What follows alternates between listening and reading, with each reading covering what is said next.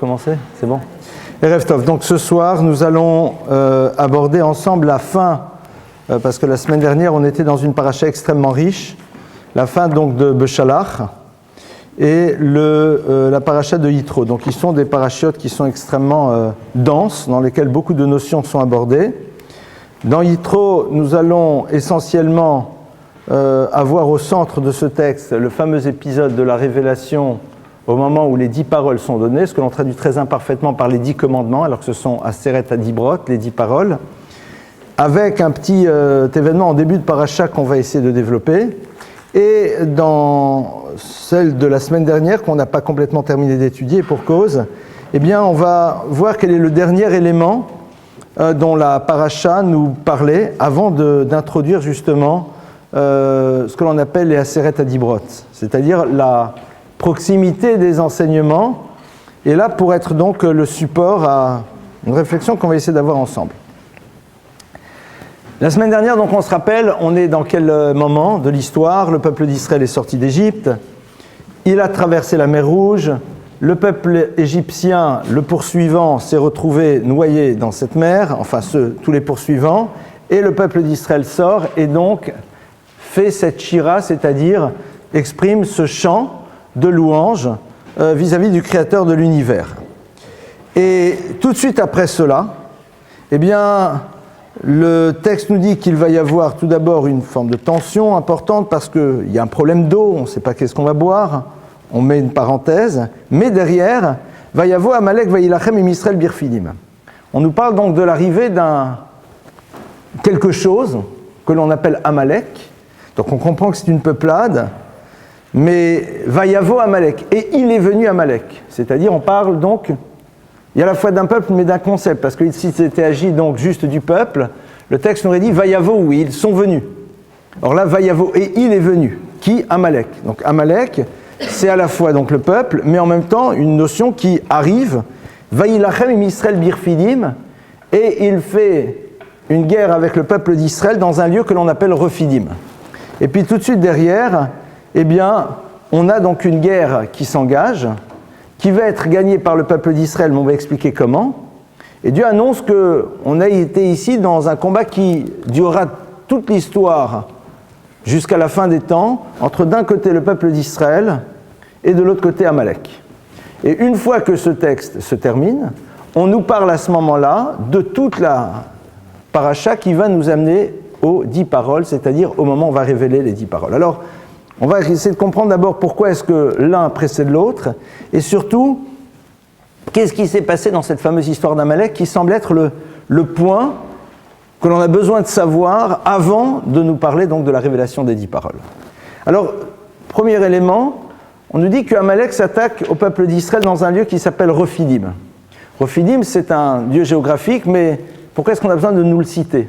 Au fond, ça change. Où a lieu, la Torah n'est pas un livre d'histoire, n'est pas un livre de géographie, donc que la bataille se situe dans tel ou tel endroit du désert, a priori ne change strictement rien, on ne va pas aller faire des recherches archéologiques. Nos maîtres, bien sûr, analysent le mot Refidim et voient dans le mot Refidim un concept qui s'appelle Rifayon. Rifayon, c'est-à-dire le moment dans lequel on se laisse aller. Ils vont nous dire qu'en effet, Amalek vient, attaque le peuple d'Israël à Refidim. Pourquoi ? Parce qu'il y a un moment, un rifayon, c'est-à-dire le peuple d'Israël se laisse aller, il se laisse aller dans la relation qu'il a avec la Torah. On a en effet déjà reçu quelque chose qui n'est pas encore la totalité de la Torah, et cet élément-là, Rafou, eh bien, il le laisse aller.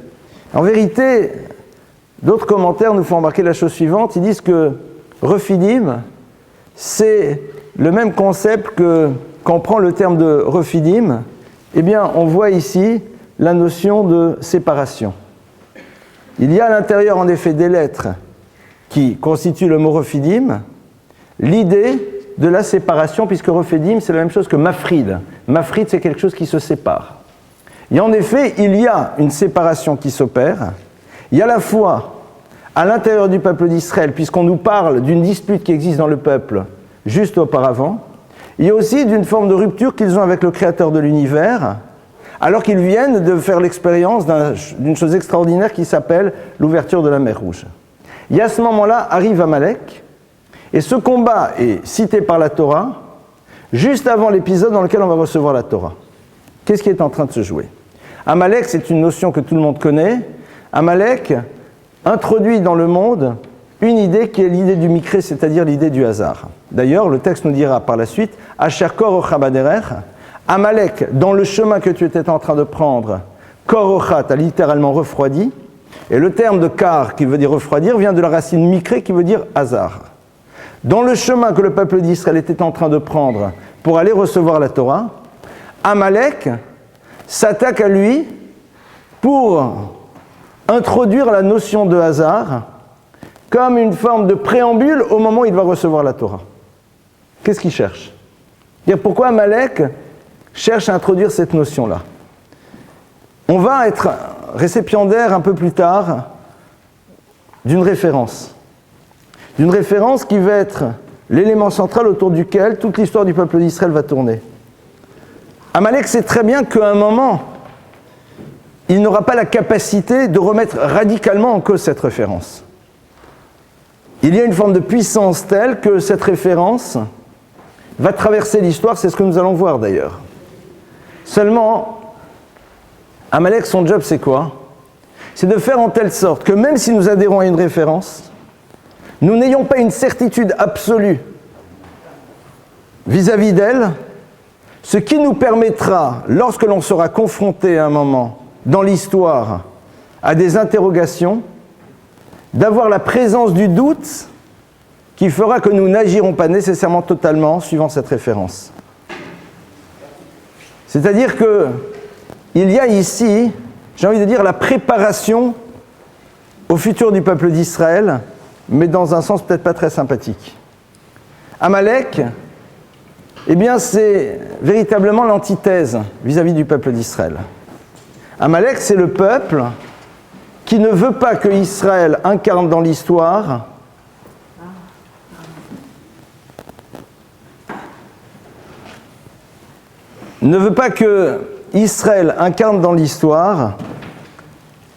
le rapport que l'on peut avoir avec une référence vis-à-vis de laquelle on a une certitude. Amalek dit, ok, il y a eu la révélation, elle va avoir lieu. Il y a eu l'ouverture de la mer, c'est une réalité. L'histoire des 10 plaies font partie véritablement de ce qu'on appellerait la mémoire collective de ce peuple. On ne peut pas le faire disparaître. C'est pas possible. Donc qu'est-ce qui va se passer? On va avoir dans l'humanité un peuple qui va avoir une référence qui va être donnée, qui est la Torah. Et autour de cette référence, il va construire son histoire et donc mettra l'humanité en permanence en miroir de l'incapacité que l'on a, nous, de se raccrocher à une référence et d'organiser notre vie et arriver à transmettre cette référence de manière constante, et ce, sur la durée de l'histoire. Ce qui va être au fond la spécificité de la Torah. À partir de là, Amalek dit, voilà, la faire disparaître n'est pas dans le domaine du possible. Qu'est-ce que je peux faire? Amener l'idée que il y a peut-être une notion de hasard. C'est quoi une notion de hasard? C'est-à-dire que cette référence ne répond peut-être pas à tout. À un moment, il y a des choses que tu ne maîtriseras pas. Et donc, lorsque tu seras confronté à une difficulté, tu ne te tourneras pas vers cette référence pour savoir comment organiser ta réponse. Dès le moment où je n'organise pas ma réponse autour de ma référence, quelque part, je ne suis plus dans une fidélité par rapport à une histoire, et donc mon histoire commence à s'arrêter. C'est ça, au fond, qu'Amalek veut faire. C'est un travail qui est à très long terme.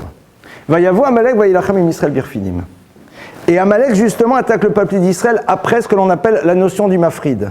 C'est quoi la notion du mafrid? La notion de séparation. Le peuple juif est une entité, dans laquelle chacun des membres de ce peuple a une fonction particulière à remplir. Dès le moment où je suis dans le conflit, je remets en cause l'idée que l'autre puisse avoir un rôle à jouer dans l'histoire. Donc c'est l'idée même de ce qu'est le peuple d'Israël que je remets en cause. À ce moment-là, j'ouvre la porte à la suite. On va essayer de mieux comprendre cela à travers une image que le Talmud nous donne.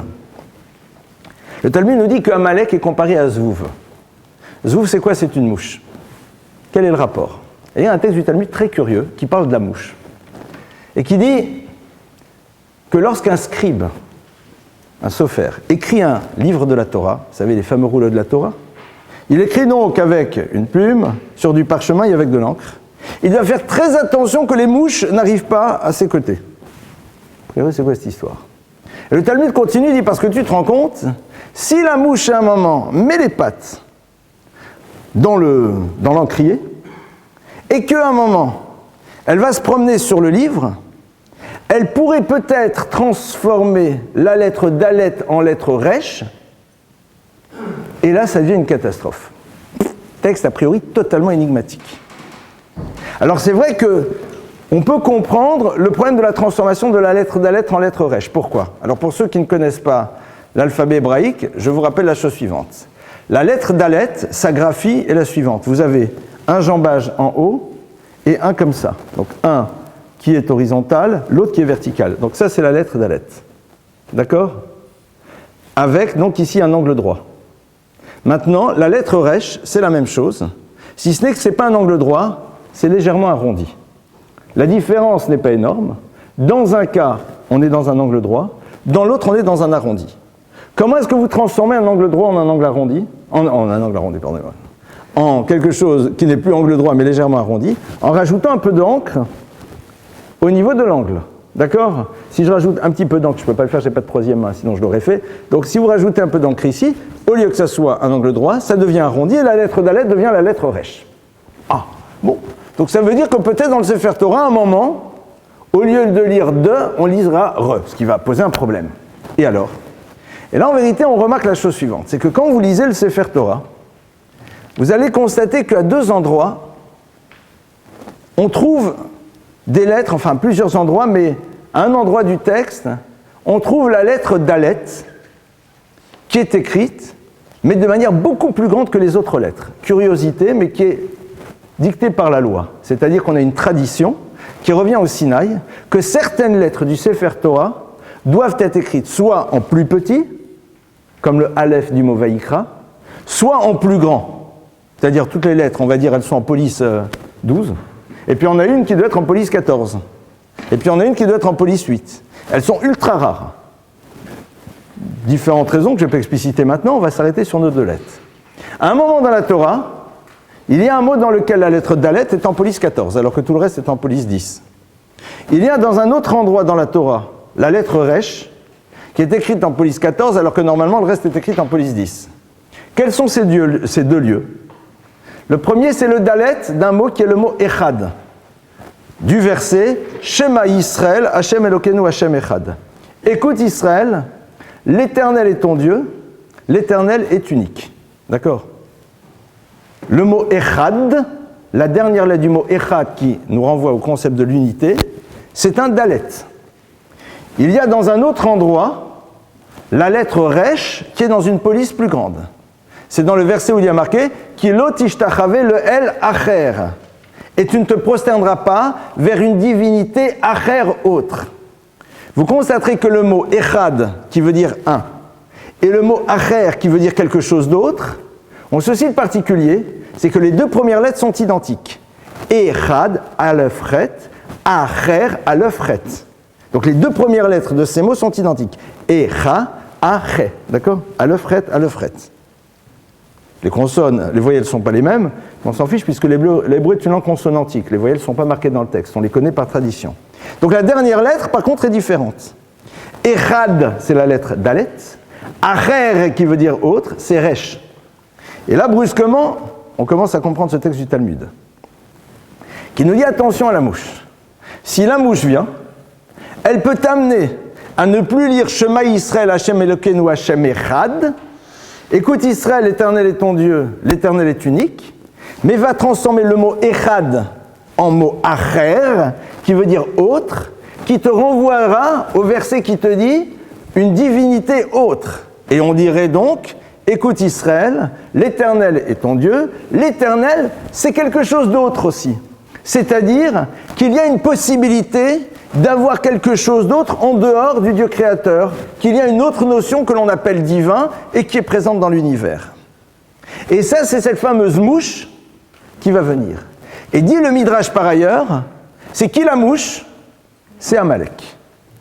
Amalek est une mouche. Donc attention, tout ça, ce sont dans des textes différents. C'est que là, ce qu'on essaye de faire, ici, c'est de prendre plusieurs textes et de voir comment chacun d'entre eux est en train de nourrir l'autre, et on va essayer d'aboutir donc à quelque chose d'un peu plus construit. On a un texte par ailleurs qui nous dit « Amalek, c'est la mouche ». Par ailleurs, on nous parle d'une mouche ailleurs. Là, on commence à voir le lien. Dit, je crois, le Sfourno, le Kliyakar, un commentateur, il dit qu'en plus, quelle est la particularité de la mouche de manière générale? La mouche, elle est capable de vous pourrir quelque chose. Mais elle s'attaque à quoi? À une blessure ouverte, à un fruit qui est légèrement éventré. C'est-à-dire, lorsqu'il y a en effet un petit interstice, lorsqu'il y a ouverture, lorsqu'il y a séparation à l'intérieur d'une chose qui était complète, la peau était complète, le fruit est complet, tu l'ouvres un petit peu, là la mouche vient, s'introduit, va déposer ses œufs, et à partir de là, les choses ont commencé à pourrir. C'est-à-dire qu'un Amalek arrive lorsqu'il a cette notion de piroud, lorsqu'il y a dans une entité une séparation, à ce moment-là, Amalek vient et va semer les germes de ce qui par la suite me renverra à l'idée qu'il y a peut-être deux notions qui sont radicalement différentes, ou alors qu'il y a lui et moi, et que lui et moi n'avons pas de rapport, alors qu'en vérité chacun d'entre nous fait partie d'une entité, et donc à partir du moment où on fait partie d'une entité, eh bien nous sommes obligés de penser notre vie fonction de la finalité de cette entité. Vayavo Amalek, donc on revient maintenant au texte, Vayavo Amalek, Amalek vient, Vayilachem im Israël birfidim. Il commence son combat avec Israël, et il n'y a pas marqué im bené Israël, avec les enfants d'Israël, comme on l'appelle souvent, mais avec Israël à Refidim. Amalek, Vayavo, il vient au singulier, donc c'est tout ce que véhicule Amalek qui vient. Vayilachem, et il va faire la guerre. Im Yisraël, non pas avec les enfants d'Israël, donc on voit bien qu'ici, on est avec ces deux entités qui s'appellent d'un côté Amalek et Israël qui se confrontent. Et à quel endroit ça se passe? C'est-à-dire, qu'est-ce qui est à l'origine, qu'est-ce qui donne cette possibilité à Amalek de pouvoir justement créer cette guerre? C'est Birfidim, on est dans l'univers du Nifrad, c'est-à-dire dans l'univers où il y a eu une rupture. C'est-à-dire qu'il y a eu un moment Dieu et nous, et il y a l'autre et moi. Et l'autre et moi, je ne l'inscris pas dans le principe de l'autre et moi dans le cadre d'une unité, mais l'autre dans son histoire, moi dans mon histoire, avec éventuellement des ponts, mais ça s'arrête là. Idem, il y a Dieu et il y a nous. El Acher, une divinité autre. Là, c'est ce qu'Amalek vient faire. Quel est son intérêt, comme on l'a vu? C'est que de toute façon, on va voir la Torah. Mais si Amalek est présent, c'est-à-dire que ce qu'il véhicule comme concept est présent à l'intérieur de nous, même si c'est à l'image de cette mouche, qui au début ne met que quelques œufs, au bout d'un moment, c'est la totalité de l'histoire qui va disparaître. Pourquoi? Parce que le peuple d'Israël gardera une religion, mais la manière dont il mènera son existence prouvera bien qu'il ne croit pas totalement en sa référence. La preuve, c'est qu'il n'est pas capable de faire appel à elle lorsqu'il a des décisions fondamentales qui touchent son existence, mais limitera son rapport à sa judaïté aux faits religieux et à rien d'autre. Et là, Amalek, il a gagné. Et quand Amalek, il a gagné, quand le judaïsme devient une religion. C'est-à-dire lorsque l'on n'a plus cette confiance dans une référence qui est là pour me dire aussi comment je gère ma vie en tant qu'individu, dans ma relation à moi-même, dans la relation à l'autre, dans la relation politique, dans la relation à l'économie, dans la relation à tout. Et là, c'est son but. Amalek sait très bien que faire disparaître ce qu'on appelle la religion juive, il ne pourra pas. Elle est là, elle s'est installée. Elle prend sa racine dans quelque chose de tellement puissant qu'elle est inamovible. Donc la stratégie d'Amalek, c'est, il dit ça ne sert à rien. C'est beaucoup plus fin. Et d'ailleurs, c'est la raison pour laquelle le Midrash nous dit que Amalek, il est celui qui a envie d'introduire dans l'humanité l'idée que Israël n'est pas une référence absolue. On va essayer de se mettre dans un niveau peut-être plus guerrier. Israël sort d'Égypte, auréolé d'une gloire incroyable. L'Égypte, c'est la puissance de l'époque. Israël, peuple d'esclaves, sort de l'Égypte, l'Égypte est exsangue, elle est au sol. Il y a une tentative du pharaon pour les récupérer qui se solde par un échec retentissant. Donc Israël avance maintenant dans l'histoire auréolé d'une gloire incroyable. Donc au fond, ils vont devenir référence. Amalek vient. Amalek sait très bien qu'il va s'en prendre une. Il le sait très bien. Mais il a envie d'ouvrir pour l'humanité l'idée que même si Israël semble être quelque chose d'invincible, c'est-à-dire une référence qui traversera l'histoire, au fond, c'est peut-être pas si sûr. On peut s'y attaquer. Bon, parfois on perd, mais on risque de gagner. Et comment on gagne? En étant dans la stratégie du Zvouv, en étant la stratégie de celui qui s'introduit là et qui va utiliser la notion du rifayon, c'est-à-dire et à la fois l'affaiblissement dans la relation à la Torah, l'univers de la rupture, et qui va semer les graines. Et c'est très intéressant parce que l'idée du Zvouv, Zvouv c'est les mêmes lettres que le mot base. Base c'est quoi? C'est le mépris. Si à un moment tu ne fais pas appel à ta référence pour savoir comment penser ton histoire, c'est que quelque part tu méprises ta référence. Parce que tu considères qu'elle n'est pas capable à un moment de répondre à une problématique de vie. Tu la limites à quelque chose qui est du domaine de la synagogue. Donc il n'y a pas de plus grand mépris que de ne pas faire appel à une référence pour penser la manière dont je dois gérer mon histoire. Parce qu'à un moment, ouvrir le livre, voir ce qu'il me demande de faire de manière technique et le faire, ça c'est relativement simple. Je ne valide pas nécessairement son importance. À la limite, je le fais, soit par fidélité par rapport à mes propres parents, soit parce que j'ai envie de faire des bonnes actions spirituelles, comme ça, j'aurai droit au monde futur. C'est-à-dire, je dis, voilà, il y a un truc, vaut mieux le faire, comme ça se passera bien pour moi. Mais ce qui te montre qu'au fond, tu ne méprises pas cette référence, c'est que lorsque tu as des choix de vie à faire, qui vont être terriblement impliquants, c'est vers elle que tu es capable de te tourner. Vous pouvez encenser une personne, si lorsque vous êtes confronté à des éléments de vie, des choix de vie fondamentaux, vous n'êtes pas capable de vous tourner vers elle pour lui demander au moins son avis, vous pouvez lui avoir fait tous les cadeaux du monde, quelque part, vous êtes dans un moment de mépris. Amalek, c'est le Zvouv. C'est celui qui, au fond, introduit cette notion. Méprisez votre référence en ne faisant pas appel à elle lors de vos choix fondamentaux d'existence. Limitez-la à quoi? Aux faits religieux. C'est ce qu'on va voir tout de suite derrière. C'est qu'il y a marqué après, alors il y a la guerre qui commence à se mettre en place. Et ce qui est très intéressant, c'est que donc dans cette guerre qui se met en place, donc on a bien vu qu'Amalek il doit arriver avant le don de la Torah. Il faut absolument qu'il soit là avant, quoi, pour bien introduire cette idée. Pour pas que ce qu'on va recevoir après, ça soit cette référence absolue. Il ne faut pas. C'est pas possible. Tu vas la recevoir, mais dès le début, il faut que les dés soient pipés.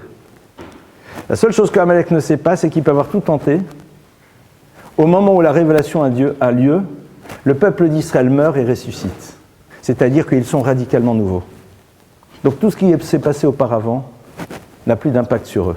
Donc l'histoire, elle recommence de manière totalement vierge, à l'image de la tchouva, dans lequel on est dans une revirginisation de notre existence. Amalek, donc il part à la bagarre. Et alors là, il y a une indication très intéressante sur qu'est-ce qui va permettre au peuple juif, lorsque justement Amalek veut abattre cette référence, comment on va faire? On dit que Moïse sort, va au-dessus du champ de bataille, lève les mains au ciel. Quand il lève les mains au ciel, le peuple d'Israël gagne. Lorsqu'il les baisse, eh bien le peuple d'Israël perd. Il y a deux éléments que je voudrais souligner ici. Le premier, c'est qu'on nous cite l'idée que Moïse n'arrive pas à tenir ses mains vers le haut. Et il y a à ce moment-là deux personnages dont on cite les noms qui vont à sa droite et à sa gauche. Et si la Torah prend le soin de citer ces personnages, c'est qu'au fond, on a besoin de savoir qui c'est. C'est pas juste des aides. C'est Aaron et Hur. Aaron, on le connaît, c'est Aaron, le frère de Moïse. Et qui est Hur? Hur, c'est le fils de Myriam, sa sœur, son neveu. Hur, à la limite, si c'est son neveu, grand beau gosse, il est fort. Aaron est plus âgé que Moïse.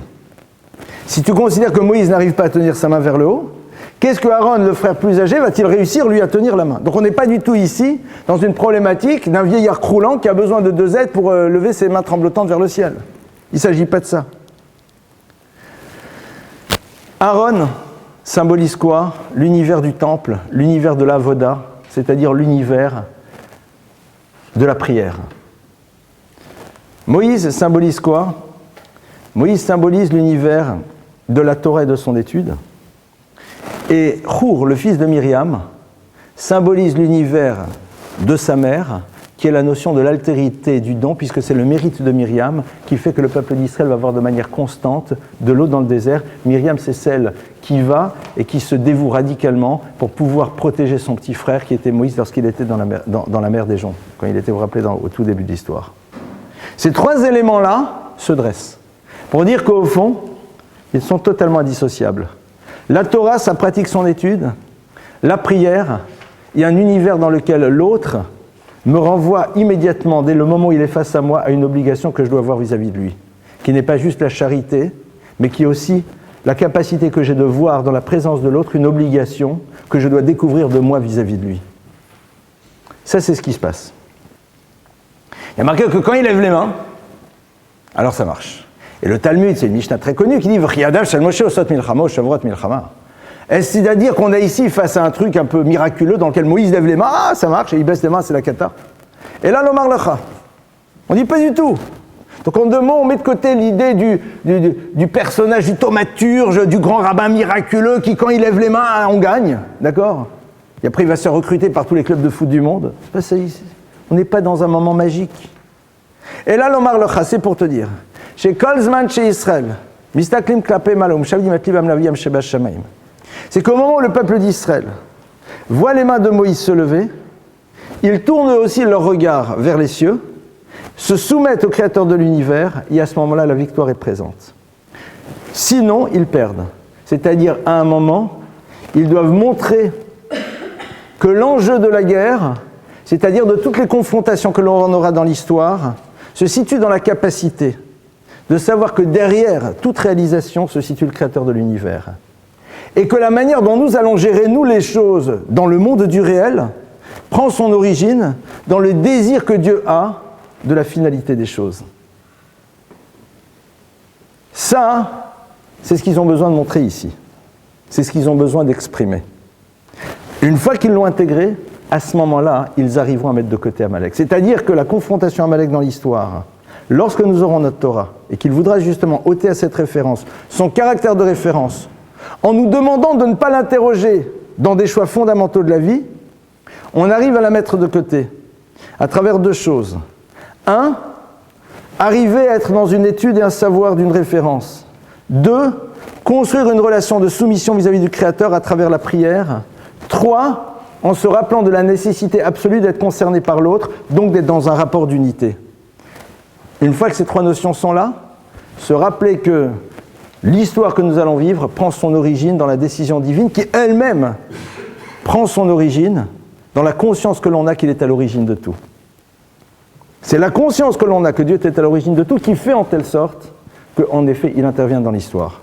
Dès le moment où nous introduisons plus cela, il n'intervient plus. Comme le dit le Rav Chaim Volojine, Dam al malam imcha, sache ce qu'il y a au-dessus de toi. Première lecture, aie conscience qu'il y a un créateur. Seconde lecture, Dam al mala virgule mimcha. Sache que tout ce qui va se situer dans les mondes célestes, Mimcha, provient en vérité de toi. C'est le regard que tu portes sur la place que Dieu a dans l'univers qui donne à Dieu la possibilité d'exercer sa place dans l'univers. Et c'est ça qui est en train de se passer ici. Une fois que ces notions-là sont inscrites, alors là, regardez, le verset continue et nous dit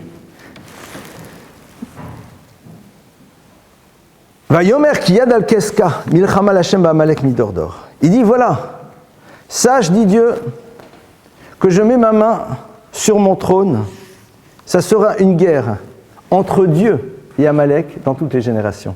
C'est-à-dire que là, c'est plus Israël. On nous renvoie au fond à la finalité du désir d'Amalek qui est de faire en telle sorte que Dieu ne soit pas dans l'histoire. Mais en même temps, il ne peut pas l'exclure. Alors qu'est-ce qu'il fait Amalek? Et là, c'est intéressant. C'est que, il y a marqué ici qui yad al-keska. Car Dieu dit, je pose ma main sur mon trône céleste.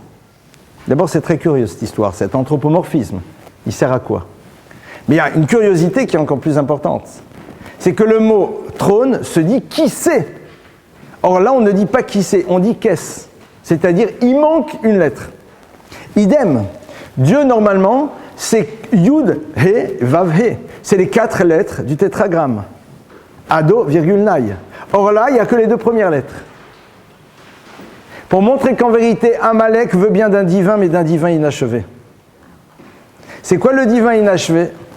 Et là, on le retrouve à travers un autre texte, qui est très curieux, qui dit que quand Amalek attaque Israël, il récupère, l'histoire est un peu folle, les prépuces des Juifs qui viennent de faire la circoncision, très curieux ce Midrash, il prend ces prépuces, il les jette au ciel et dit à Dieu, vas-y, récupère-les. Donc de nouveau un Midrash complètement fou, qui rentre exactement au fond dans le sens de ce que le texte est en train de nous dire. Amalek, en jetant ses prépuces vers Dieu et en lui disant, reprends-les, il est en train donc de citer Dieu, donc d'accepter sa présence. Si je te jette quelque chose à la figure, c'est que quelque part tu existes. Si tu n'existes pas, je n'ai rien à te jeter puisque tu n'existes pas. Mais en même temps, il lui dit, récupère ce qui est à toi. C'est quoi l'idée de la Brit Mila, de la circoncision ici? C'est la capacité que l'on a d'inscrire Dieu à chaque moment de notre existence dans notre vie. Parce que c'est l'univers de l'intime et l'univers du devenir. De l'intime, parce que c'est quelque chose qui se joue entre moi et moi-même, quelque chose que je n'exhibe pas. Donc on est tous, sauf dans la religion, visible, et en même temps, dans ce qui est le lieu du futur, puisqu'au fond s'incarne la possibilité d'un devenir. Amalek dit, je ne veux pas que Dieu soit présent là-dedans. Il est là, je ne peux pas m'en débarrasser. Je ne peux pas à un moment empêcher cette conscience de Dieu d'habiter le peuple d'Israël, et ce jusqu'à la fin de l'histoire. Mais à nouveau, comme au début, je veux la limiter. C'est-à-dire, j'ai le désir de faire en telle sorte que ce qui symbolise ce désir de vivre dans cette conscience de Dieu à chaque moment de notre vie, et d'inscrire ça dans un désir de devenir, c'est donc pas juste quelque chose que je veux vivre moi, mais que je veux transmettre, et c'est sans doute ce qui est le plus complexe à transmettre. Parce que transmettre le fait religieux, c'est facile. Si vous mettez un peu d'ambiance, un peu de boucha ou de gefilte fish, ça passe très bien. Mais c'est limité. Introduire véritablement cette présence d'Hachem dans le monde de l'intime, c'est-à-dire à chaque moment de mon histoire, ça c'est beaucoup plus compliqué. Amalek il dit reprends ça Dieu. L'humanité ne veut pas ça. Moi ça ne m'intéresse pas. C'est que le peuple juif, vous pouvez garder cette notion chez vous. Elle ne me pose pas de problème. Mais ce qui est sûr, c'est que la deuxième notion, je n'en veux pas. Qu'est-ce qu'a le trône divin, mais trône qu'eux-mêmes ont inachevé? Dieu dit, voilà, je sais très bien qu'en vérité, ce qu'ils veulent faire de moi, c'est un Dieu invalide, un Dieu infirme, un Dieu qui a un trône, mais qui n'est pas totalement trône, un Dieu qui a un nom, mais qui n'est pas totalement nom. Non, juste pour vous ouvrir un tout petit peu sur une perspective un peu plus kabbalistique, très rapidement. Le nom de Dieu est constitué de 4 lettres. Les 4 lettres du nom de Dieu, c'est la lettre Yud, la lettre He, la lettre Vav et la lettre He. La lettre Yud, c'est quoi? C'est un point. Ce que l'on appelle dans le langage du Maharal Nekuda Hatralatit, c'est-à-dire le point de départ. Le point, c'est le départ de l'infini, d'accord? Puisque le point, c'est le départ d'une droite qui, dans son principe même, est du domaine de l'infini. Ce qui exprime l'aller et le mouvement vers l'infini, c'est la lettre qui découle du point, qui est la droite. C'est quoi cette lettre qui est une droite? C'est la lettre Vav. Le Vav, c'est un point que tu commences à allonger, d'accord? Ça, c'est le Vav. Le He, la lettre He, c'est une lettre dont la graphie est la suivante. C'est un Dalet, avec un jambage qui est ici, donc on a ici 1, 2, et puis ici, ça ne se ferme pas. C'est-à-dire, on a donc, voilà, c'est ça. Et au lieu que le 4e jambage soit collé, il est ouvert ici. Et en effet, nous dit le texte du Talmud, le He nous renvoie un mouvement soit vers le haut, soit vers le bas. C'est-à-dire que quand tu es dans le corps de la lettre, soit tu peux t'en échapper, aller vers le haut, soit au contraire tu peux t'en échapper et aller vers le bas. C'est-à-dire que le He nous renvoie au mouvement que l'homme peut faire dans les 2 directions. Le nom de Dieu, les 2 premières lettres symbolisent quoi? Symbolisent l'idée du monde des possibles. C'est-à-dire de tout ce que peut représenter le divin, mais que je n'ai pas encore mis en place dans le domaine du réel. C'est-à-dire, le He c'est en effet, il y a une possibilité de mouvement, et le Yud est là pour me dire, voilà, et maintenant tu peux entreprendre un chemin. La lettre Vav, c'est le chemin que tu entreprends. Amalek veut que Dieu, ça soit juste Yud et He, c'est-à-dire un concept, mais non pas que tu ne traduis pas dans le monde du réel. C'est-à-dire, il veut que Dieu soit une notion philosophique, mais que on puisse dire, oui, en effet, le monde, il y a des mondes supérieurs, inférieurs, tout ce que tu veux, mais on reste avec la lettre Yud. La lettre Yud, d'ailleurs, qui nous renvoie à la notion du monde futur, c'est-à-dire de quelque chose qui n'est pas dans ma réalité à l'instant.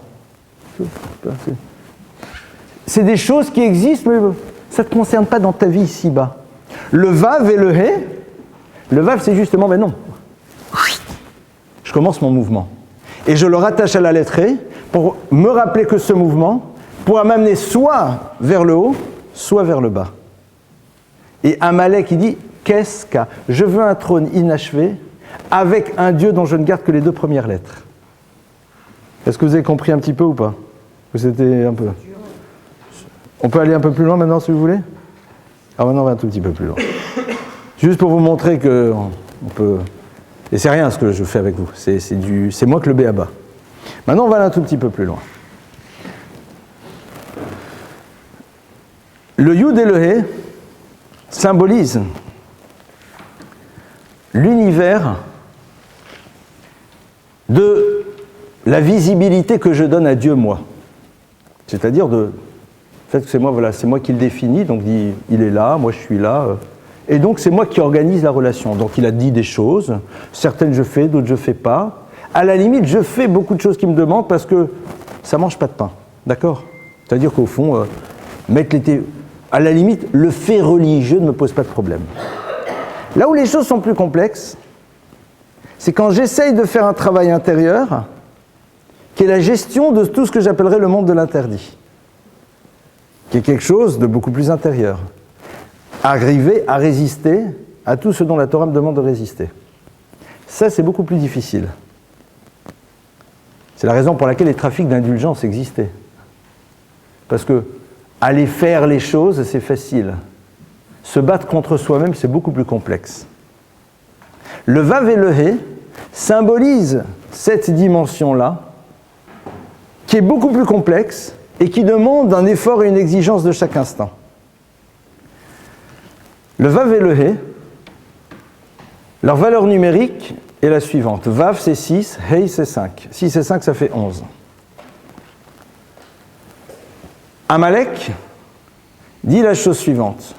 Je veux bien que le peuple d'Israël garde dans l'histoire les 2 premières lettres, c'est-à-dire que Dieu soit un concept, voire même qu'il y ait une forme de pratique, mais ce que cette pratique n'exige pas de faire un travail en profondeur par rapport à soi-même, par rapport à toute l'exigence que Dieu a dans la gestion de ma colère, de mes pulsions, de mes rancœurs, de mes désirs de vengeance, de tous mes désirs. Ça ne m'intéresse pas. Je veux bien être dans le faire, mais dans la gestion de ce que l'on ne peut faire, ça ne m'intéresse pas. Surtout qu'en vérité, ce sont des batailles intérieures qui ne sont même pas visibles. Parce que quand vous faites, tout le monde vous applaudit. Quand vous faites, on vous voit faire. Quand vous résistez, il n'y a personne qui est là pour savoir que tu as résisté. J'étais devant le jambon beurre. Ça fait un quart d'heure qu'il me fait de l'œil et je résiste. Personne n'est au courant. Personne n'est au courant, donc personne ne peut m'applaudir. Et je me vanterai devant personne qu'en vérité, ça fait un quart d'heure que je crève d'envie de le manger, mais que j'ai résisté. Donc au fond, c'est quelque chose qui est totalement dans le domaine de l'intime et que je fais parce que j'ai une exigence par rapport à moi-même, qui est liée au fait que j'ai conscience que ce n'est pas juste dans le faire que Dieu attend de moi, mais dans une globalité, c'est un tout. Ce qui est intéressant, c'est que ce que Amalek ne sait pas, c'est que dès le moment où le juif va être dans le faire, il introduit déjà à l'intérieur de lui la possibilité de la gestion intérieure. Pourquoi ? Parce que la lettre Yud et He, quand vous prenez la lettre Yud, elle s'écrit complètement Yud Vav Dalet. Yud, d'accord ? Ye, ou, de. Donc vous avez Ye, ou, de. Quand elle s'écrit Ye, d'accord ? Juste le petit trait. Mais quand elle s'écrit en toutes lettres, elle s'écrit Ye, ou, de. Ou, c'est la lettre Vav qui vaut 6. De, c'est la lettre Dalet qui vaut 4. Donc les lettres intérieures du Yud, que l'on prononce mais que l'on n'écrit pas, ont une valeur numérique de 10 du Yud. La lettre He, lorsqu'elle s'écrit complètement, le He, d'accord, c'est le petit Aleph. Aleph, c'est 1. 10 et 1, 11. 11 qui correspond à la valeur numérique de Vav et de He. C'est-à-dire que le Vav et le He, qui symbolise l'univers de l'intériorité du travail sur soi, est présent déjà dans les deux premières lettres, qui symbolisent l'univers du faire. C'est-à-dire que ce que Amalek ne sait pas, c'est que même s'il va se battre dans l'histoire, pour faire en telle sorte que le peuple juif se limite à la relation au niveau du faire, du religieux, au moment où on est en train de le faire, on introduit chez nous ce désir aussi de la vigilance et de l'exigence. C'est pour ça qu'il est tellement important parfois de faire, pour nous ouvrir à quelque chose qui est du domaine de l'exigence intérieure. Ça, c'est donc un petit peu ce qui se joue dans ce préambule, juste avant le moment où la Torah va être révélée, pour bien montrer que c'est la manière dont je suis construit à l'intérieur, au moment où je reçois cette Torah, qui permettra à cette-ci d'être présente ou de ne pas être présente à l'intérieur de ma vie. C'est la raison pour laquelle les premiers mots qu'on apprend à un enfant, quand il commence à parler, c'est Torah Tzivalanu Moshe Morasha Kilat Yaakov. La Torah nous a été transmise par Moïse, elle est un héritage. C'est-à-dire lorsque l'enfant n'a pas encore de présupposé dans le rapport qu'il va avoir aux choses et à ce que veut dire la relation à Dieu, nous lui entrons dès le début cette idée-là. Pourquoi ? Parce qu'il est encore vierge et il peut donc l'intégrer pleinement. Par la suite, tout son combat, c'est le combat avec Amalek, qui justement va vouloir limiter, comme on l'a vu, la Torah, à cette dimension dans laquelle je ne l'interroge pas en tant que référence. Pourquoi ? Parce que le zouv est là, et le zouv, dès le moment où il y a rupture, veut faire en telle sorte de nous montrer qu'il y a deux univers, enfin deux choses totalement séparées. On ne va pas revenir sur tout le cours maintenant. À partir de là, on voit que ce combat donc est mis dehors d'or dans toutes les générations. Et maintenant, on arrive donc dans la paracha qui va nous parler de la révélation. Il va nous dire, maintenant je vais te raconter ce qui se passe au moment où la révélation va avoir lieu. Donc, on a vu ce préambule qui est capital et qui nous montre bien quels vont être les enjeux de ce qui va se passer par la suite au moment de la révélation. Ce qui est intéressant, c'est que le texte nous dit que juste auparavant, on a donc l'arrivée d'un homme qui s'appelle Yitro. Yitro, c'est le beau-père de Moïse qui y arrive. Et là, on ne sait pas pourquoi on nous parle de ça. Et ce qui est curieux, c'est que le nom du texte dans lequel on parle de la révélation, des 10 paroles, c'est Yitro, le nom du beau-père de Moïse, qui n'est pas juif. C'est très bizarre. Comme si au fond, il y avait quelque chose de fondamental à connaître, son nom, et à surtout savoir pourquoi on en parle maintenant et pourquoi on dit, voilà, la paracha des 10 commandements, c'est Yitro. C'est qui Yitro ? C'est le beau-père de Moïse, qui n'était pas du tout juif, qui était prêtre de Midian, et brusquement on le met là. Et qui est Yitro ? Yitro, c'est quelqu'un qui arrive et puis qui débarque, Moïse le reçoit, c'est le beau-père, et puis qui se met en distance et qui observe.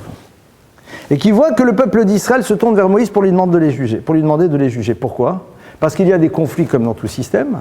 Les lois déjà ont été données en partie, et donc Moïse peut organiser déjà les jugements. Et Moïse est là, et en permanence en train de régler les conflits. Et Yitro débarque et dit, Moshe, avec tout le respect que je te dois, l'otov adavar asharata ose. Ce que tu fais n'est pas bon. Navol tibol, au bout d'un moment tu vas te flétrir, toi et tout le peuple, c'est trop compliqué. Atashema bekoli yatsecha, écoute ma voix, yatsecha, je te donne un conseil. Heyat alaam moula Elohim, toi sois la référence suprême, vesamta lehem sar alafim saremot sar chamishim sar asarot, et mets sur eux, mets en place une organisation qui va permettre de juger, c'est-à-dire des juges qui vont avoir des capacités de juger des cas très complexes, ceux qui sauront juger les cas du quotidien, et quand ça sera vraiment très difficile, ils se tourneront vers toi. Bon, intéressant. Et le texte nous dit la chose suivante. Visata etem, vata terese, donc il lui explique comment il faut faire. Et donc, Vaishma Moshe le kol chotno, vayas kol asher amar. Moïse écoute la voix de son beau-père et il fait exactement ce qu'il lui a dit. Et il met en place ce système-là. Et après, Moïse dit à son beau-père, merci beaucoup, et le beau-père se lève, il repart. Et tout de suite derrière, Chodesh Hashishi, c'est le 3e mois, paf, le descriptif de la révélation, comme dans le film. D'accord? Vous vous rappelez du film? C'est la même chose, en bien plus génial. Pourquoi on nous a parlé juste ça avant? C'est vrai que c'est intéressant. On a l'impression qu'on a besoin ici d'un autre préambule. On va donner au clan d'Israël la Torah. Lorsqu'on vous donne une référence, et qu'elle est d'origine divine, eh bien, on peut à un moment décider de devenir bête. C'est-à-dire d'être à l'écoute de ce qu'on nous a dit de faire, mais de ne pas à un moment réfléchir avec notre tête par rapport à des situations, c'est-à-dire d'être dans une application technique de la loi dans tous les cas. Et d'ailleurs, le texte du Talmud nous dit, le Nechav Yerushalayim est là chez Danu Bodi des Torah. Jérusalem va être détruite parce qu'on y jugeait suivant les lois de la Torah. C'est quoi cette histoire de fou? Et dit l'Agmara, oui, parce qu'ils étaient dans la stricte application de la loi. La loi dit ça, c'est ça. Donc tu fais ceci, tu fais cela. Et donc à un moment, ce que j'appellerais l'au-delà de la loi, l'esprit de la loi, la réflexion que je dois avoir vis-à-vis d'elle, n'existe pas. Or ici, Yitro, il arrive, il dit à Moïse, c'est vrai, on t'a pas dit qu'on devait choisir d'autres personnes. Tu es le dépositaire de la loi, tu juges. Moi, j'arrive de l'extérieur, je dis c'est génial, mais à terme, ton système, il va exploser. Voilà ce que je te conseille. Im et adavar hazeh atase v'tifra Elohim. Si cette chose-là, tu l'as fait, et que Dieu, en effet, la valide, à ce moment-là, tout ira bien. C'est-à-dire que Yitro, à travers ce dialogue avec Moïse, que Moïse est capable d'entendre, montre l'obligation que nous aurons de réfléchir pour élaborer des solutions au fur et à mesure de l'histoire, qui seront peut-être des nouveautés par rapport à ce que la Torah ne nous avait pas dit, mais qui auront une condition, V'tzifra Elohim, que Dieu t'ordonnera. Vous allez dire comment on sera au courant. Le terme de Elohim, c'est Dieu, mais dans la Torah aussi, c'est qui? Ce sont les juges, c'est-à-dire les maîtres. C'est-à-dire qu'il faudra qu'il y ait en effet les maîtres dans un consensus qui, à un moment, valide cette idée que tu vas avoir, qui sera le fruit d'une réflexion par rapport à l'analyse que tu auras d'une situation donnée qui n'aura jamais existé auparavant. Et on pose ici la dimension et à la fois de l'immuabilité de la Torah et de la capacité qu'elle aura de s'adapter à l'histoire sans renier ce qu'elle est, c'est-à-dire quelque chose de révélé. Avec ici l'élément clé, les maîtres du peuple juif. Une fois que tout ça, ça a été dit, alors maintenant tu peux ouvrir. Une fois qu'on a vu tout ce qu'il ne faut pas faire de la Torah, c'est-à-dire soit d'un lieu de religion pure dans lequel tu ne demandes pas à l'interpeller comme ta référence par rapport à tes choix d'existence, tentative de Amalek, ou alors de quelque chose qui justement est génial, je suis pas obligé de réfléchir. J'applique la règle. Là. Par exemple, il y a une règle qui dit que dans une synagogue, quand on fait l'office, on n'a pas le droit de parler. Et il y a marqué que quelqu'un qui parle, on a l'obligation de lui faire la remarque. Donc moi, je vois quelqu'un qui rentre dans la synagogue, qui va chez quelqu'un qui lui dit « Excusez-moi, pouvez-vous me donner un livre de prière ?»« Oh, vous me parlez, dehors !» Ah, c'est marqué dans le livre. Hein. C'est marqué dans le livre. Parler, synagogue, monsieur, parler, synagogue, autre chose, donc monsieur, dehors. C'est bon, je suis dans la loi. Avec une chose, c'est que tu as oublié de réfléchir. C'est que là, je dis, mais attendez, mais c'est marqué dans le bouquin. C'est marqué dans le bouquin. Tu ne peux pas me faire le reproche. C'est marqué. Petit frère Elohim, dis attention. Si tu fais comme ça, Navol Tibol, toi-même tu vas te flétrir, c'est-à-dire tu ne produiras plus rien. Tu resteras quelqu'un qui ne sera même plus référence, parce que tu te seras vidé de la substance, c'est-à-dire de la vitalité de la Torah, qui est son interrogation, et le peuple qui est avec toi, c'est terminé. C'est-à-dire que l'histoire s'arrête. Ah, dans ce cas-là, génial. Pour faire venir les gens, je vais mettre un orchestre de rock, le samedi, sympa. V'tifra Elohim. Why not? Qu'en disent les références du peuple d'Israël? Yitro, il a dit, mon idée, elle est très bonne, elle est super logique. Si Dieu te dit non, c'est non. C'est-à-dire qu'à un moment, la génialité de tes pensées, qui sont là sûrement dans le bon but, elle s'arrêtera aux portes de la parole des sages, qui puisent leur savoir dans la Torah et son essence, et qui sont capables de voir au-delà de l'instant présent les dimensions impliquantes d'un choix qui semble être positif pour l'instant, mais qui à terme peut être complètement négatif par rapport à toute l'histoire. C'est là où en effet les choses elles se jouent. Il faut que ces choses-là soient claires. C'est clair, go! Tu peux y aller maintenant. Chodesh Hashlishi. Et là on a en effet le texte de la Révélation. On est dans le 3e mois, le peuple est devant le Sinaï, les paroles, le feu, le tonnerre, le peuple d'Israël qui est là, qui est là, Nasev Nishma, nous ferons, nous entendrons, enfin, voilà, tout ce que vous connaissez de l'histoire, maintenant ça se passe. Alors, il faudrait maintenant un second cours pour commencer à décrypter tous les textes qui nous parlent de la Révélation. Ça sera un autre cours, parce que là, on a terminé pour aujourd'hui, on va passer aux questions, mais vous avez compris qu'au fond, ces différents éléments que l'on retrouve juste avant ne sont évidemment pas placés là par hasard. Il faut savoir un tout petit peu interroger le texte, et comme vous avez pu le voir, on a interrogé très, très en surface. On a ouvert un petit peu quelques portes. Vous imaginez un petit peu toutes les portes qui restent fermées, et que je vous propose d'ouvrir chacun dans sa propre étude. À vous les questions. Oui. Comment est-ce qu'on peut être 100% sûr, enfin, sans relation, Comment est-ce qu'on peut être 100% sûr de ce qu'on a aujourd'hui, des textes qu'on a aujourd'hui, s'il n'y a pas eu des erreurs justement au moment de la transcription qui ont été faites utilisées? Alors, excellente question. Bon, on ne se connaît pas vraiment tous les deux, d'accord? On ne se connaît pas. On se connaît un petit peu, mais sans plus. Imaginons qu'on se connaisse depuis 20 ans et que tu as entendu un enseignement, nanana, nanana, et que voilà. A priori, tu dis, bon, a priori, il ne dit pas trop d'idiotie, je peux lui faire confiance. D'accord? Ou alors, mieux encore, ton père, ou le maître que tu as eu depuis que tu étais toute jeune, si tu en as bien, etc. D'accord? Je ne pense pas qu'il va me raconter que des idioties. Il ne va pas me raconter que des crapuleries. D'accord? Mais d'où il me les raconte? D'où il les sait? De son propre père, de son propre maître. Donc tu dois être capable de revenir jusqu'à l'origine des choses. C'est-à-dire qu'à un moment, quelqu'un te dit, ce que je vous dis, c'est une pensée que j'ai reçue de mon maître. Aucun problème. Qui était le maître de ton maître? Et le maître de ton maître? Vous voyez que dans toutes les nouvelles pensées qui emplissent le judaïsme aujourd'hui, alors on a tous eu un maître, mais ça s'arrête au XVIIIe siècle, au XIXe siècle. Ah lui non, lui il a commencé. Lui il a dit, à partir de moi, il y a une... Voilà, moi je considère que... Et donc après je vais faire des élèves. Non, on doit revenir jusqu'au Sinaï.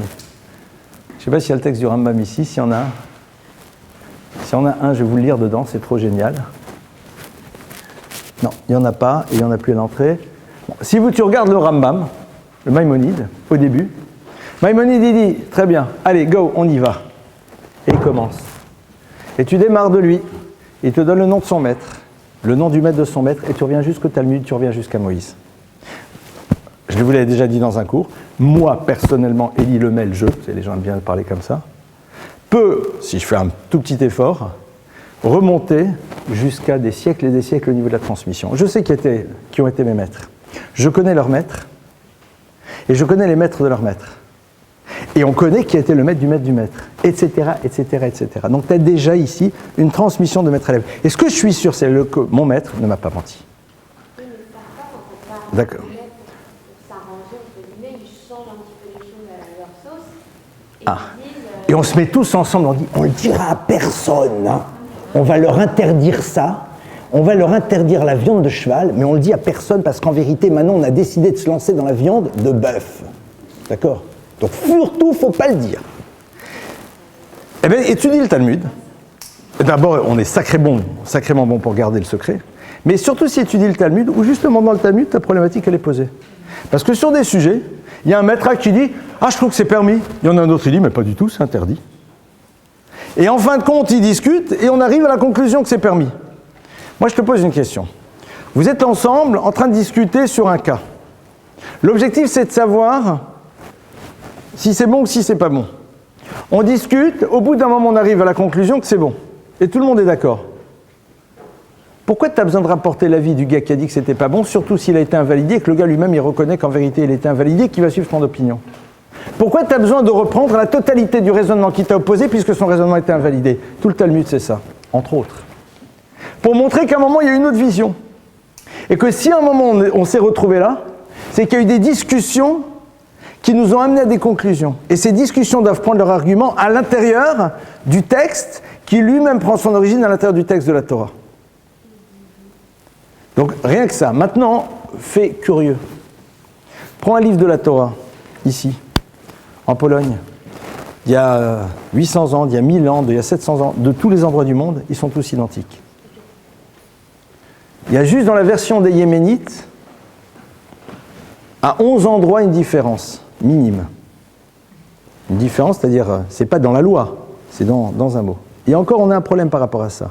Il y a le Keter de Ramsey qui est le point de référence. C'est-à-dire que Lama Nikra Shmotem Sofrim, chez Sofrim et Taotiot, pourquoi les scribes s'appellent des scribes? C'est parce qu'ils sont Sofrim, ils comptent aussi. Sofer, c'est la même chose que compter, un compter, les lettres. Chaque lettre de la Torah, il y a une vigilance extrême par rapport au fait qu'elle soit là. Cette vérification, elle était constante dans l'histoire, en amont et en aval. On doit être capable sans arrêt. D'ailleurs, c'est intéressant. Vous voyez que ceux qui aujourd'hui écrivent des responsa, c'est-à-dire, tu vas chez un rave et tu lui poses une problématique très très actuelle, d'accord? Qu'est-ce que je dois faire dans tel et tel cas, qui est un cas nouveau, un cas de biologie, un cas de manipulation. Sur le problème de manipulation génétique, on est interpellé. Moi, j'ai été interpellé une fois, je me rappelle, sur le problème du transhumanisme. C'est quoi les limites? Non, écoutez, le judaïsme pense. Non. Celui qui le judaïsme pense, tu le mets de côté, même s'il pense très bien, mais on est de côté. Il y a marqué dans le Talmud, il y a marqué dans le verset. Tu dois être capable de trouver dans le texte les éléments de base qui te permettent de régler le problème d'aujourd'hui. Quand les maîtres du Talmud commencent, les vrais maîtres, commencent à aborder des problématiques quelles qu'elles soient, elles reviennent à la source. Et elles sont capables de te dérouler tout le raisonnement qui prend sa racine dans des textes qui ont 2000 ans et qui arrive jusqu'à maintenant à la conclusion qu'elles ont là. Tu ne peux pas écrire un livre si tu n'as pas un maître qui te valide et qui dit que tu valides ce que tu écris. Donc le gars qui débarque et qui est génial et qui commence à écrire, on lui dit « T'es très sympa mon frère, c'est super sympa, qui est ton maître ?» Non, non. C'est génial, c'est peut-être vrai, mais si à un moment ça doit définir la loi ou des principes, alors il y a des gens aujourd'hui, ils écrivent des bouquins. Et puis après tu dis qui est ton maître? Oui, mon maître il est mort. Il y a des gens, tous leurs maîtres sont morts. Moi, vous savez, je suis le copain de Sarkozy. Va l'interroger pour savoir si lui, s'il en pense la même chose. Tu sais, les gens disent, ah moi je connais très bien monsieur, je connais très bien, je suis un ami de monsieur. Que toi tu sois mis avec lui, mais est-ce que lui il a mis avec toi? J'en sais rien. Moi j'étais l'élève du Rav de Brisk. Oh, génial. Moi je me rappelle un jour, il y en avait, il m'a dit, on m'avait dit, tu sais, il a étudié dans cette grande yeshiva, qui est une référence extraordinaire. Un jour, j'étais voir quelqu'un, j'ai dit, il a étudié? Il dit, ouais, je crois qu'il est venu une fois en vacances 15 jours. Et il a étudié. T'as juste voulu te demander combien de temps, quoi. C'est un élève de machin. Il est venu écouter ses cours. Tu prends une crapule qui vient s'installer dans un cours et qui écoute. Il dit, vous savez ce que je fais, hein? Moi, je suis l'élève de machin. Ouais. Que toi, tu décides d'être son élève, je veux bien. Mais que lui décide que tu es son élève, ça, c'est un deuxième problème. Ça, c'est la fameuse histoire qu'on connaît, qui est géniale. Le Khatam Sofer, qui était un grand maître, un jour a entendu qu'un de ses élèves citait les enseignements du Khatam Sofer en son propre nom à lui. C'est-à-dire, il disait, je vais vous expliquer le texte, je vais vous dire des choses. Et puis, comme si c'était l'élève qui les avait trouvés. Donc on a rapporté ça au maître, on a dit, vous savez, votre élève rapporte vos enseignements en son nom à lui. Le Khatam Sofer, il n'a pas du tout perdu son calme, il a souri, il a dit, mais ça ne me dérange pas du tout. Et il dit, tant que cet élève dira mes enseignements en son nom, ça ne me pose pas un problème. Là où ça me risque de me poser un problème, c'est s'il dit ses enseignements en mon nom. Là, ça me pose un problème. Il y a tout le système de l'étude a été justement bâti sur ça. C'est-à-dire sur une vérification constante pour que justement on ne se retrouve pas d'un moment, voilà. Et c'est pour ça que quelqu'un dit, mais on aurait pu dire autre chose. Mais tu dis, mais on l'a dit autre chose. Et je vais te dire pourquoi on n'a pas dit ça en fin de compte. Il y a une opinion qui dit qu'on peut prendre par exemple du poulet et du beurre. Dans le Talmud Rabbi aussi Aglili. Bah, tu fais du poulet au beurre, toi, non. Enfin, je sais rien, mais je suis pas le flic du bon Dieu. Ça doit... Si les gens le font, c'est que ça doit être bon, mais c'est pas parce que c'est bon qu'il faut en manger, quoi. C'est comme l'herbe, quoi, c'est bon. Pas pour autant qu'il faut en fumer. Donc, que ceux qui mangent du poulet s'imaginent pas qu'ils fument de l'herbe, quand même. Alors, donc, elle a été marquée, cette opinion. Quelqu'un dit, mais attendez, mais je comprends pas, il y a marqué le... Oui, t'as raison, il y en a qui pensaient ça. Et va voir le texte, pourquoi, en fin de compte, on a conclu que c'était pas ça. Mais à un moment, on pouvait le dire. Il y en a qui le disent, mais moi, je crois que oui, pas de problème. Dis-le, et on va parler. Voilà, c'est ça un petit peu l'idée. Autre question? Oui. Quelle est la traduction, la signification de Amalek? Amalek. Alors, Amalek, c'est Amalek. Point. Maintenant, si tu analyses le mot, ça je vous ai déjà donné un cours, vous connaissez par cœur, pour ceux qui étaient à ce cours. Amalek, c'est 4 lettres, 2 fois 2 lettres. Ram, Lak. Ram, ce sont les 2 dernières lettres du nom d'un personnage qui s'appelle Bilham. Lak, ce sont les 2 dernières lettres d'un personnage qui s'appelle Balak. Et alors? Bilham et Balak sont 2 personnages qui se rencontrent dans l'histoire.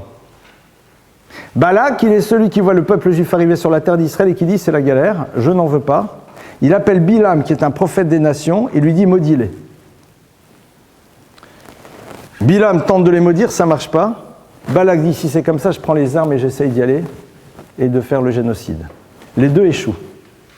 Amalek, c'est la conjonction de 2 stratégies différentes pour faire disparaître Israël de l'histoire. Bilham avec la parole, Bilham boléaham, celui qui absorbe le peuple, c'est la stratégie de l'assimilation. Balak, la seconde partie, c'est la destruction physique.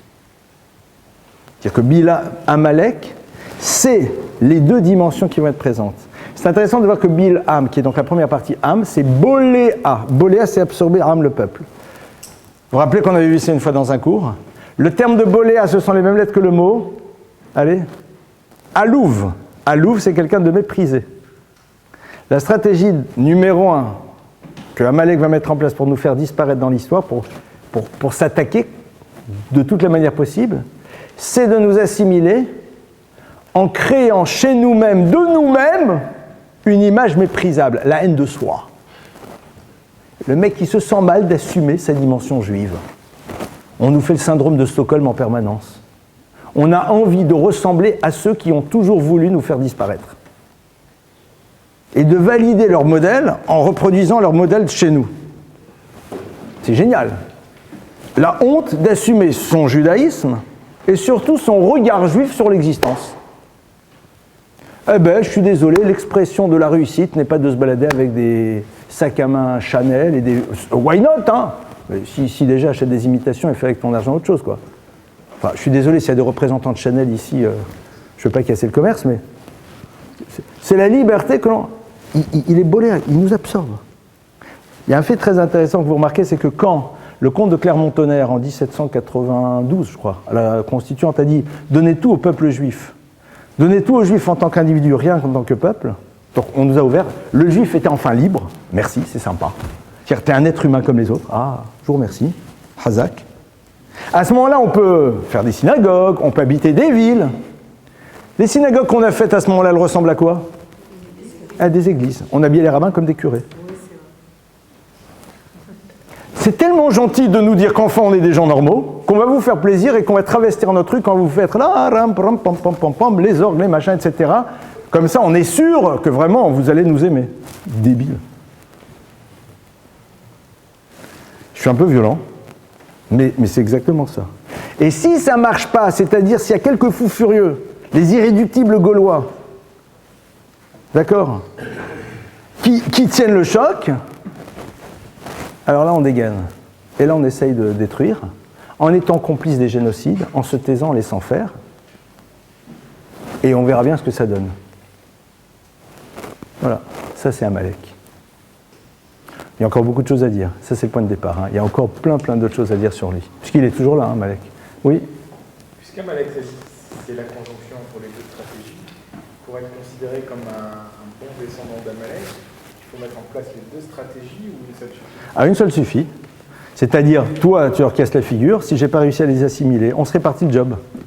La France a assimilé, on n'a pas réussi totalement à faire, on a laissé faire l'Allemagne. Il n'y a pas de problème. Promslos, je vous en prie, après vous. Ben oui, hein, je suis désolé. D'un autre côté, Baruch Hashem, qu'en France, il y avait des Français. Parce que s'il n'y avait pas de Français, je ne serais pas là. Parce que j'étais, pas moi, mes grands-parents sauvés par des Français. C'est pour ça qu'on a parlé ici de Mitzraïm, de Amalek, de Israël. Ce sont des concepts, ce sont des entités, ce sont des visions. Mais grâce à Dieu, il y a aussi des individus. Il y a encore eux qu'il y a des individus, parce qu'il n'y avait pas d'individus. Alors là, en effet, c'est terminé. Il faut faire très attention. C'est-à-dire, quand je dis la France, ce n'est pas le français, c'est la France. C'est l'Allemagne, ce n'est pas l'allemand. D'accord ? Parce que sinon, ça, c'est la pire des choses. Mais c'est-à-dire, il y a un concept qui s'appelle la France, il y a un concept qui s'appelle l'Allemagne, enfin, toutes ces choses-là, qui à un moment se retrouvent et jouent en partie ce rôle d'Amalek, ou en tout cas laissent jouer. J'ai pas compris quand vous avez parlé du Midrash qui dit que Amalek récupérait les prépuces pour les jeter. Ouais. Et moi, j'ai pensé à une troisième option. Vas-y. Je ne comprends pas le lien que Amalek entretient avec Dieu. C'est que si j'étais antisémite pour prouver à un juif et pour lui que Dieu n'existe pas, je jette les prépuces, je dis ils sont pour toi, tu les gardes. Et quand ils retombent par terre, je dis t'as vu ça. Il n'a pas été incapable de les récupérer. Voilà. Ben, c'est l'histoire du rabbin. C'est l'histoire du rabbin qui dit écoutez, on ne va pas faire 50-50, une partie pour Dieu, une partie pour moi. D'accord ? Ça, on laisse les autres faire. Il dit moi, je suis encore mieux. Je prends tout, je jette tout. Tout ce qui reste là-haut, c'est pour lui. Tout ce qui se retombe, c'est pour moi. D'accord ? Et là, ça m'a fait penser à une photo très célèbre. Ouais. Les nazis qui, pour se moquer d'un juif, lui font mettre les téphilines. Ouais, enfin, c'est plus complexe. Surtout l'utilisation qui est faite de cette photo actuellement. C'est un peu plus complexe. C'est beaucoup plus complexe. Je ne rentre pas dans le débat parce que j'aurais des choses un peu difficiles. Quel est justement le lien ? Mais, alors, pardonne-moi. Je ne l'ai peut-être pas dit comme il faut, donc je redis le Midrash. Le Midrash dit, et je vais te le citer plus ou moins dans le texte, j'espère, il dit, il prend les prépuces et il les jette au ciel, il dit, Hey lecha, reprends ce qui est à toi. C'est-à-dire, il parle à Dieu. Il dit, bon, juif, je les jette. Il parle à Dieu, il dit, Hey lecha, prends-les. Prends-les. On dit bien, il y a Milchama Hashem b'Amalek. Amalek dit, je suis en guerre contre Dieu. C'est un petit peu comme l'histoire de la tour de Babel. La tour de Babel, c'est se battre contre Dieu.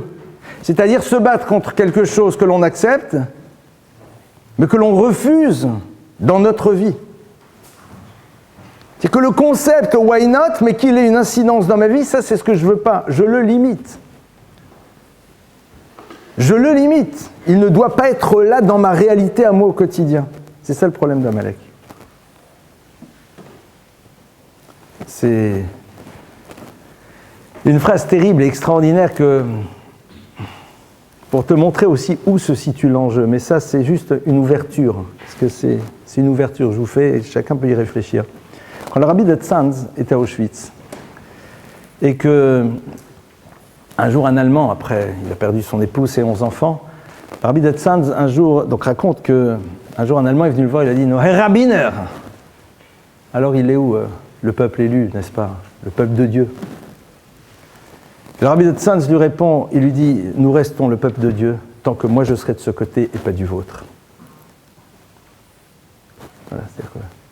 Il en parle, l'autre. Mais il lui dit, voilà, c'est... Il dit non.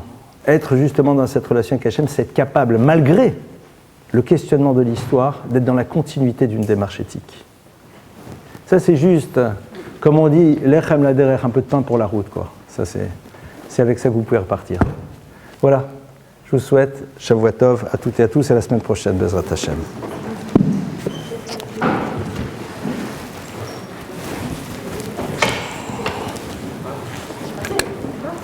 Ah oui, une minute. J'ai oublié de dire quelque chose de très important. Écoutez-moi.